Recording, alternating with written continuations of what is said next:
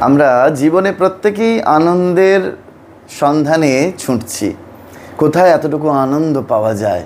সেই জন্য আমাদের এই মানব জীবনে যদি আনন্দ পেতে হয় তাহলে আমাদের পঞ্চনীয়ের প্রয়োজন হয়। সেই পঞ্চনী কি কি?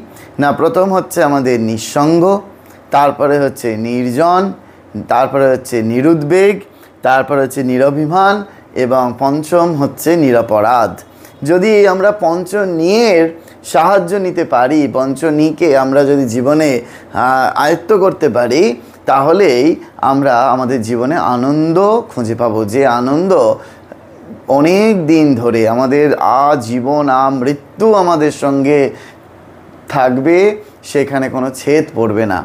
প্রথমটি যদি আমরা অভ্যাস করি নিঃসঙ্গ, সেইটি আমাদের সর্বোপরি আনন্দের সন্ধান খুঁজিয়ে পাইয়ে দেবে। কেন? মাস্টারমশাই বলছেন যে কুসঙ্গ করার থেকে নিঃসঙ্গ থাকা ভালো।